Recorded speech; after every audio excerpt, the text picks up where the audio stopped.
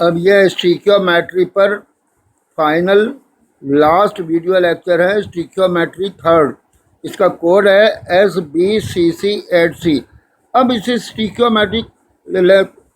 स्टिकियोमेट्री third video lecture में स्टिकियोमेट्री पर based हम कुछ इम्पॉर्टेंट न्यूमेरिकल प्रॉब्लम्स करेंगे जो कि ज़्यादातर PYQs में पूछी गई हैं। इसमें ये पहला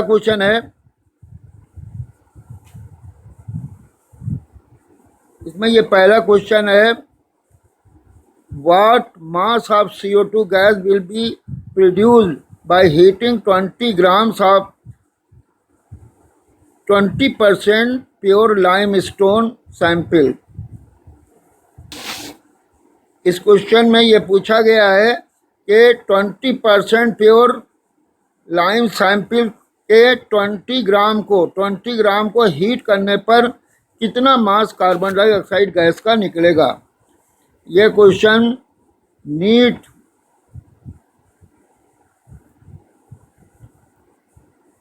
2023 में पूछा गया था।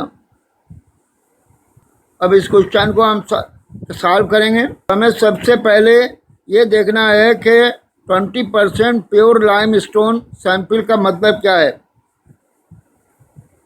20% प्योर लाइमस्टोन सैंपल मीन्स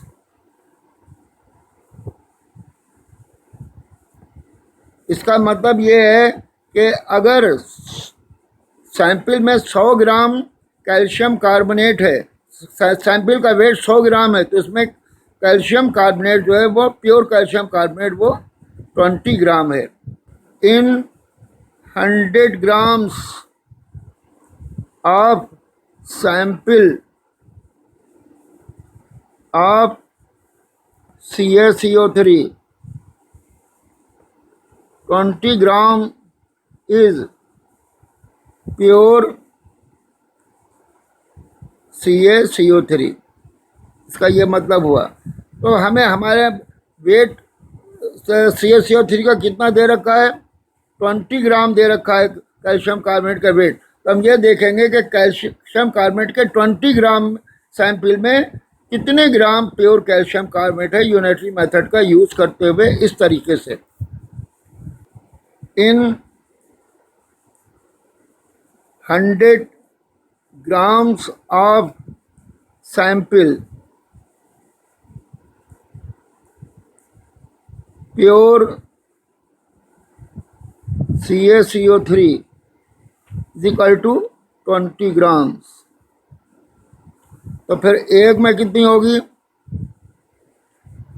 20/100। तो फिर ये जो कैल्शियम कार्बोनेट का वेट दे रखा है CaCO3 न्यूमेरिकल में मास देखा, इसे 20 ग्राम में कितनी प्योर होगी, ये हो जाएगी 20 × 20/100। ये सॉल्व करने से आएगा 4 ग्राम ऑफ CaCO3। तो इसका मतलब ये हुआ कि 20 ग्राम कैल्शियम कार्बोनेट सैंपल में 4 ग्राम जो है वो प्योर कैल्शियम कार्बोनेट है। It means that in 20 gram of CaCO3 sample pure CaCO3 is 4 gram.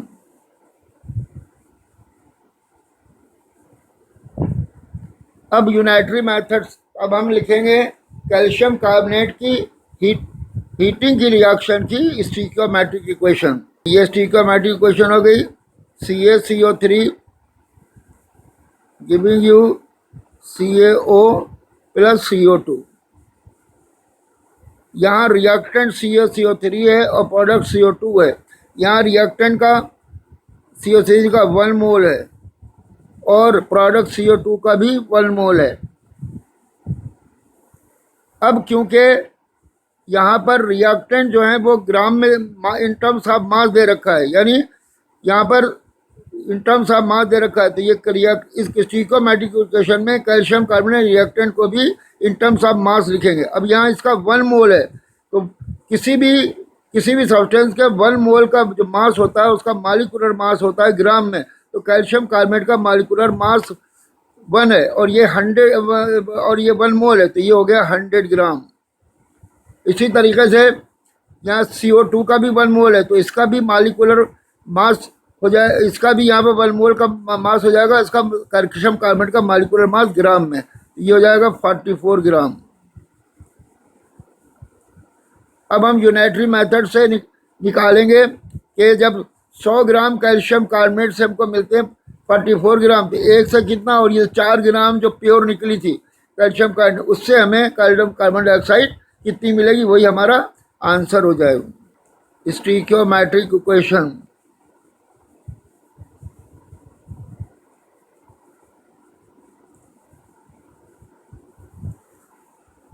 $100 of CaCO3 on heating gives 44 gram of CO2।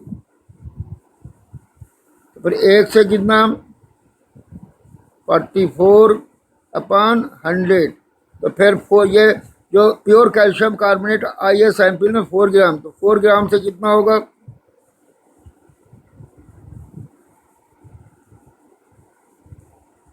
44 ×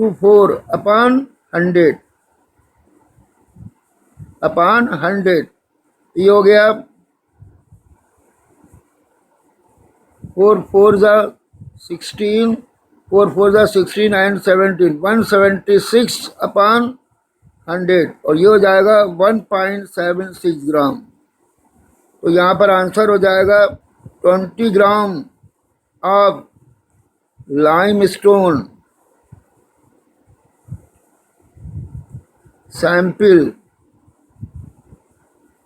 on heating gives 1.76 grams of CO2, और यही हमारा answer हो जाएगा। Question number 2, what mass of 95% calcium carbonate will be required to neutralize 50 ml of 0.5 m HCl solution। Question number 2 में ये पूछा गया है कि 95% कैल्शियम कार्बोनेट के सैंपल की कितना मास 50 ml 0.5 m HCl को न्यूट्रलाइज करने में लगेगा।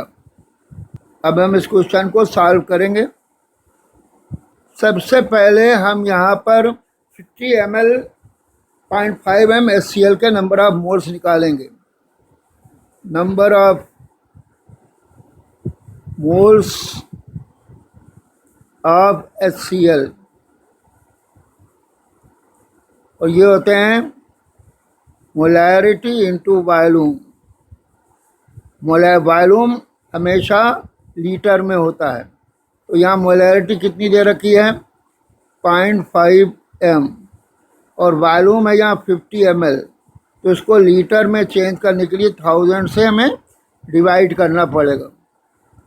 ठीक है, तो ये सॉल्व करने से आएगा 0.025 मोल ऑफ HCl। अब हम HCl और कैल्शियम कार्बोनेट के बीच में होने वाली रिएक्शन की स्टीकियोमेट्रिक इक्वेशन लिखेंगे। ये होगी stoichiometric equation, CaCO3 calcium carbonate plus HCl giving you CaCl2 plus यहाँ पर 2HCl हो जाएगा प्लस H2O प्लस CO2। अब यहाँ पर ये पूछा गया है कि कैल्शियम कार्बोनेट के कितना मास 0.25 मोल HCl को न्यूट्रलाइज करने में लगेगा। तो अब यहाँ कैल्शियम कार्बोनेट का 1 मोल है और HCl के यहाँ पर 2 मोल्स हैं। अब क्योंकि यहाँ कैल्शियम कार्बोनेट का वेट पूछा है तो हम कैल्शियम कार्बोनेट के 1 मोल को इन टर्म्स ऑफ मास लिखेंगे, और 1 मोल का मास होता है कैल्शियम कार्बोनेट का, उसका मॉलिक्यूलर मास ग्राम में, तो ये हो गया 100 ग्राम। और HCl का मोल्स दे रखे हैं, यानी 0.25 मोल दे रखे हैं, तो हम यहाँ HCl के स्टीकोमेट्रिक इक्वेशन में भी 2 मोल्स लिखेंगे। अब इस स्टीकोमेट्रिक इक्वेशन से from स्टीकियोमेट्रिक equation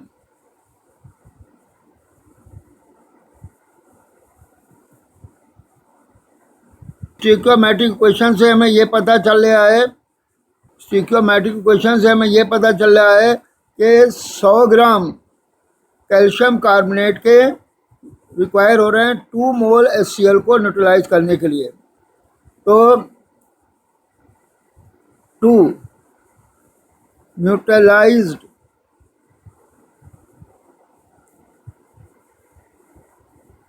moles of HCl mass of CaCO3 required is equal to 100 ग्राम, यानी 2 मोल CaCO3 को स्टीकोमेट्रिक क्वेश्चन ये पता चल रहा है कि 2 मोल CaCO3 को न्यूट्रलाइज करने के लिए कैल्शियम कार्बोनेट के 100 ग्राम लग रहे हैं। तो फिर 1 मोल को न्यूट्रलाइज करने के लिए क्या होगा, 100/2, और कैल्शियम कार्बोनेट के हैं कितने मोल, कैल्शियम कार्बोनेट के हैं कितने मोल, 0.25 मोल। तो इसको न्यूट्रलाइज करने के लिए कैल्शियम कार्बोनेट के कितने ग्राम लिखेंगे, तो 0.25 मोल को न्यूट्रलाइज करने के लिए कितना लगेगा, ये हो जाएगा 100 इंटू 0.25/2, और ये सॉल्व करने से आएगा 1.25 grams of calcium carbonate, 1.25 grams of CaCO3। Calcium carbonate का जो सैंपल है वो 95% CaCO3 सैंपल।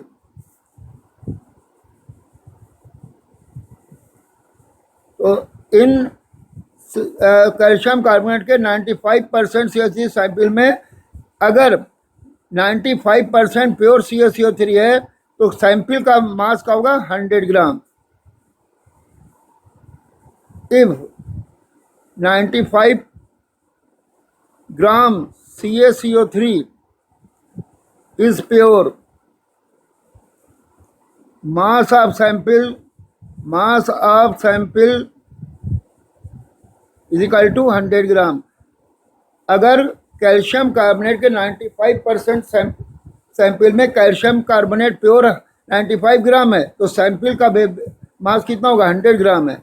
अगर एक है तो ये जाएगा 100/95, और अगर ये 1.25 ग्राम प्योर कैल्शियम कार्बोनेट है तो सैंपल का वेट कितना होना चाहिए, 1.25 ग्राम कैल्शियम कार्बोनेट है तो सैंपल कितना हो जाएगा, 100 इंटू 1.25/95, और ये सॉल्व करने से आएगा 1.32 ग्राम। यही हमारा आंसर हो जाएगा, ये हमारा आंसर हो जाएगा।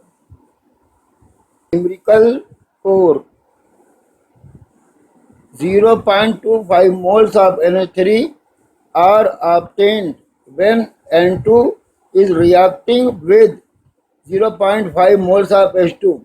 What is the percentage yield of NH3 ammonia. Numerical number 4 में ये दिया गया है कि जब 0.5 मोल H2 के N2 से रिएक्ट करते हैं तो 0.25 मोल्स NH3 के मिलते हैं, तो फिर NH3 की परसेंटेज यील्ड क्या होगी।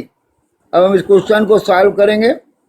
सबसे पहले N2 और H2 के बीच रिएक्शन होके अमोनिया देने वाली केमिकल रिएक्शन की हम स्टिकियोमेट्रिक इक्वेशन लिखेंगे। ये स्टिकियोमेट्रिक इक्वेशन इस तरीके से होगी, N2 plus 3H2 giving you 2NH3। अब यहाँ हाइड्रोजन के 3 मोल हैं, अमोनिया के 2 मोल हैं। अब क्योंकि न्यूमेरिकल में हाइड्रोजन के 0.5 मोल दे रखे हैं और अमोनिया की 0.25 मोल दे रखे हैं, तो हम यह स्टिकियोमेट्रिक इक्वेशन में हाइड्रोजन के मोल को इन टर्म्स ऑफ मास या इन टर्म्स ऑफ वॉल्यूम नहीं लिखेंगे। इनके हाइड्रोजन के 3 मोल को हम ऐसे ही 3 मोल ही लिखे रहने देंगे। इस तरीके से अमोनिया भी हम न्यूमेरिकल में 0.25 मोल दे रखी, तो अमोनिया को के मोल को भी हम मोल के फॉर्म में ही लिखेंगे। इनको यानी मास टर्म में या वॉल्यूम टर्म में नहीं लिखेंगे। तो यहाँ अमोनिया के भी हम यहाँ 2 मोल लिखेंगे, हाइड्रोजन के 3 मोल लिखेंगे। अब स्टिकियोमेट्रिक इक्वेशन से हम ये पता लगाएंगे कि जब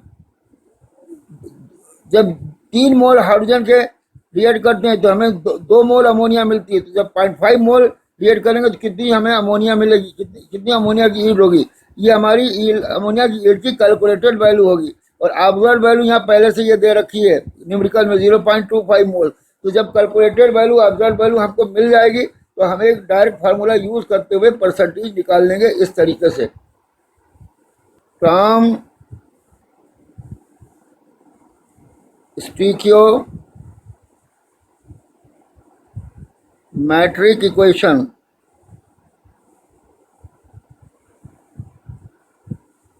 three moles of H2 give 2 moles of ammonia।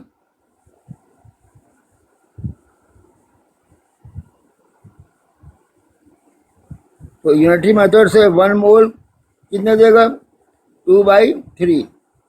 और हाइड्रोजन के मोल कितने दे रखे हैं, 0.5 मोल। तो ये 0.5 मोल से कितनी हमें अमोनिया मिलेगी, हाइड्रोजन के 0.5 मोल से हमें कितनी अमोनिया मिलेगी, ये हो जाएगा 2 × 0.5/3। और ये सॉल्व करने से आ जाएगा 0.33 मोल्स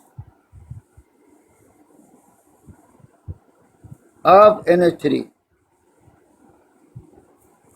अब ये NH3 की NH3 की यील्ड की कैलकुलेटेड वैल्यू होगी, calculated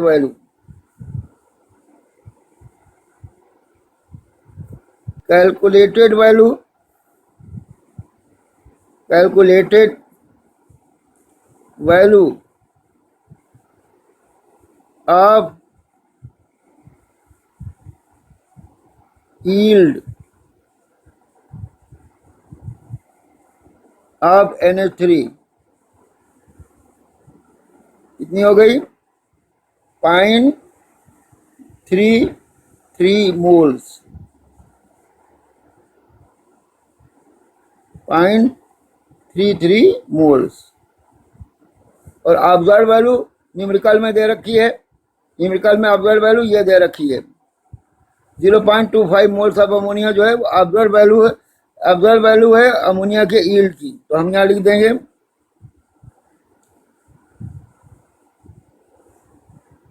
observe value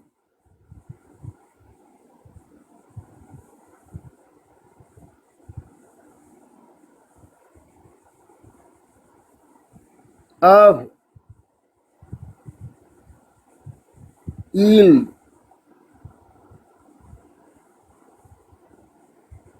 of NH3 ये कितनी हो गई, 0.25 मोल्स, 0.25 मोल्स। अब percentage yield of NH3 is equal to observed value observe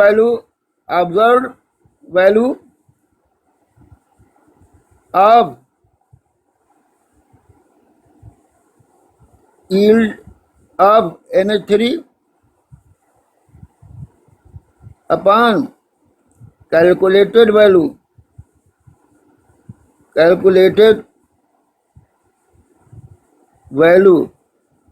of yield of NH3 into 100। तो परसेंटेज यील्ड क्या हो जाएगी? कैलकुलेटेड वैल्यू है 0.25 और ऑब्जर्व वैल्यू है 0.33 इंटू 100। तो परसेंटेज यील्ड कितनी आ गई? Is equal to 75.75%। Percentage yield अब NH3 अमोनिया कितनी हो गई? 75.75%।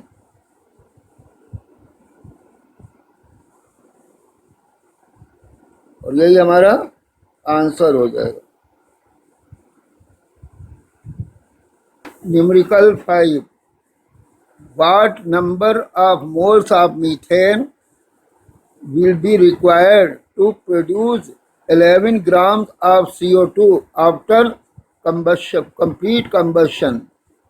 This question was asked in JEE Main 2024।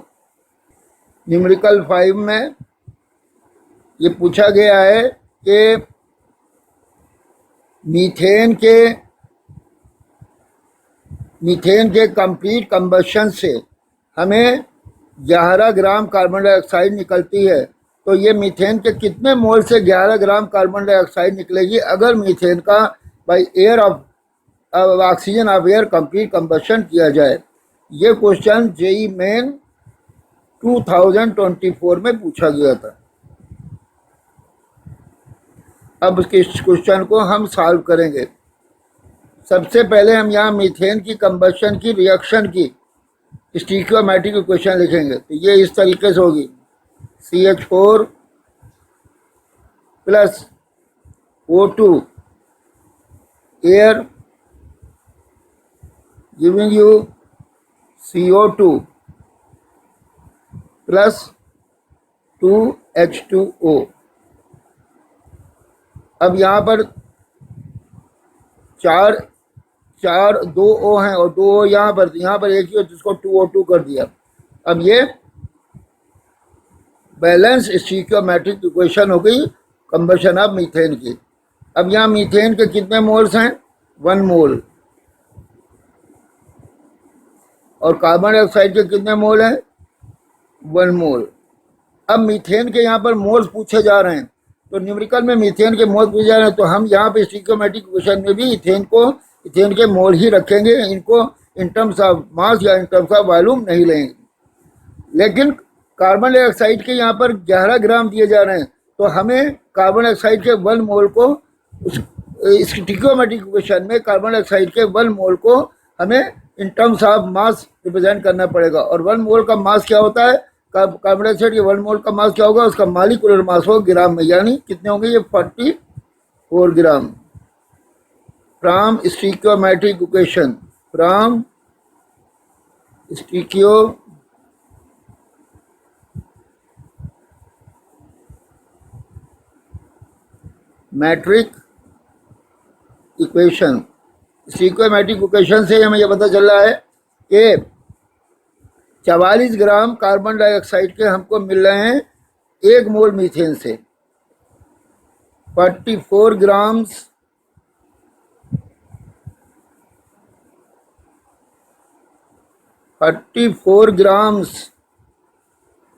of CO2 are obtained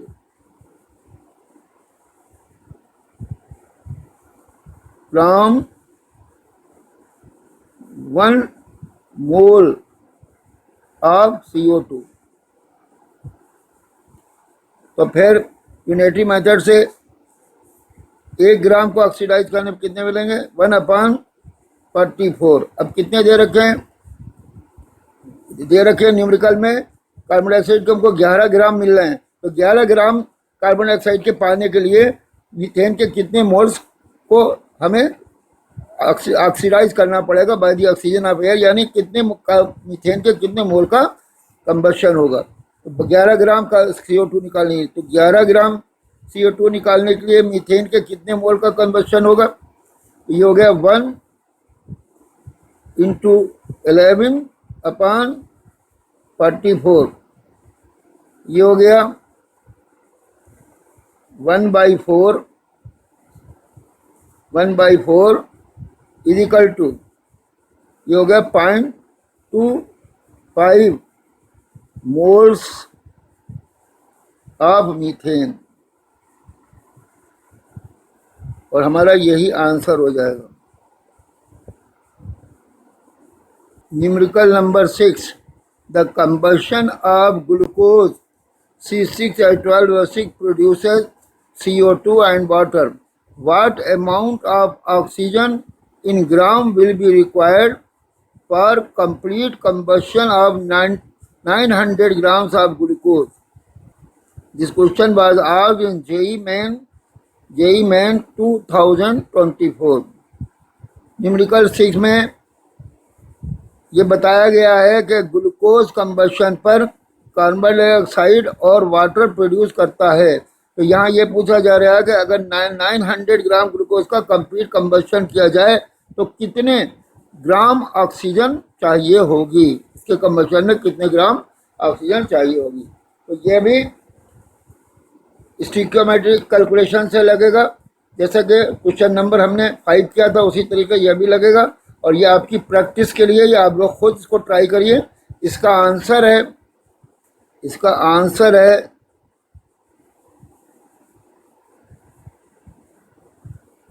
960 gram of oxygen. ये इसका आंसर है। इसको खुद ट्राई करने की कोशिश करिएगा, बिल्कुल वैसे ही जैसे आपने ऊपर से लेके अभी तक न्यूमेरिकल्स लगाए हैं। खुद ट्राई करेंगे तो आपका कॉन्फिडेंस ज़्यादा बढ़ेगा। ठीक है। Numerical number 7, the volume strength of H2O2 solution is 5.6 volume. Determine the molarity and percentage concentration of H2 percentage concentration in terms of small w upon capital V of H2O2 solution. This question was asked in JEE Main 2020. Numerical number 7 में H2O2 solution की volume strength 5.6 volume है। तो फिर इस H2O2 solution की molarity हमें निकालना है और इसकी परसेंटेज निकालना है in terms of small w upon capital V। और ये क्वेश्चन JEE Main 2020 में पूछा गया था। इससे पहले हम इस न्यूमेरिकल को सॉल्व करें, हमें समझना है कि what is volume strength of H2O2 solution. H2O2 solution की वॉल्यूम स्ट्रेंथ से हमारा क्या मतलब है। तो volume strength of H2O2 solution is the number of volumes of O2 gas released when one volume of H2O2 is decomposed. It is all represented as XH2O2. H2O2 की volume strength, H2O2 solution की volume strength से हमारा मतलब है कि जब एक volume H2O2 को डिकम्पोज किया जाए तो कितने वॉल्यूम O2 गैस निकलेगी, ये इसकी वॉल्यूम स्ट्रेंथ कहलाती है। और इस H2O2 की वॉल्यूम स्ट्रेंथ कहलाती है, और इसको हम H2O2 से रिप्रेजेंट करते हैं। और H2O2 को डिकम्पोज होने से जो ऑक्सीजन गैस निकलती है उसके लिए ये रिएक्शन दे रखी है, अब फॉर एग्जाम्पल अगर हम 5 लीटर H2O2 सोल्यूशन को डिकम्पोज करते हैं तो 100 लीटर O2 गैस निकलती है। तो फिर H2O2 की वॉल्यूम स्ट्रेंथ क्या हो गई, XH2O2 वॉल्यूम स्ट्रेंथ क्या हो गई, 100/5 दैट इज 20 वॉल्यूम। अब दिए गए न्यूमेरिकल में हाइड्रोजन पेरोक्साइड की वॉल्यूम स्ट्रेंथ दे रखी है, यानी XH2O2 दे रखी है, XH2O2 दे रखी है 5.6 वॉल्यूम। अच्छा, H2O2 सोल्यूशन की in terms of volume strength molarity का फार्मूला ये होता है, मोलैरिटी बराबर X H2O2 अपान XH2O2 अपान 11.2। अब यहाँ XH2O2 कितनी है 5.6 और ये 11.2, तो ये आ गई 1/2, यानी इज इक्वल टू 0.5। तरीके से percentage in terms of W/V का फार्मूला भी एक है, ये percentage in terms of W/V, इसका फार्मूला है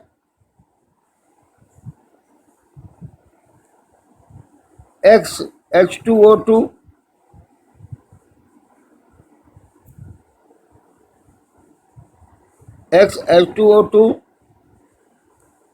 into 34 अपान 11.2 into 10, ये हो गया। यहाँ लिख दिया X की जगह वैल्यू क्या है 5.6 है, तो X की जगह 5.6 लिख दिया और 11.2 into 34 अपान 10। अब 5.6 इससे कैंसिल हो जाएगा, 1 2 इससे कैंसिल हो जाएगा और यहाँ हो गए 17, तो ये हो गया 17/10, यानी क्या हो गया 1.7।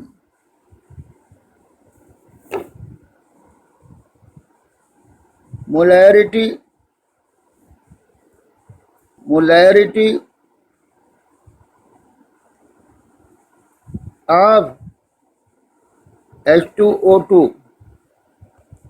सॉल्यूशन हो गई 0.5 और परसेंटेज स्मॉल w अपान कैपिटल V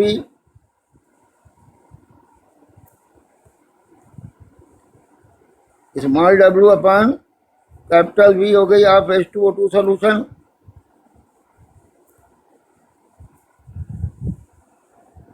ये हो गई 1.7 हो गई 1.7, और यही हमारा आंसर हो गया। तो इस तरीके से आज स्टीकियोमेट्री पर ये स्टीकियोमेट्री को हमने 3 वीडियो लेक्चर्स में बांटा था। स्टीकियोमेट्री फर्स्ट, स्टीकियोमेट्री सेकंड और ये स्टीकियोमेट्री थर्ड है। आज स्टीकियोमेट्री ख़त्म हो गया। अब हम नेक्स्ट वीडियो में स्टीकियोमेट्री से रिलेटेड दूसरा पार्ट शुरू करेंगे, जिसको हम कहते हैं लिमिटिंग रिएजेंट। वीडियो का इंतज़ार करिए।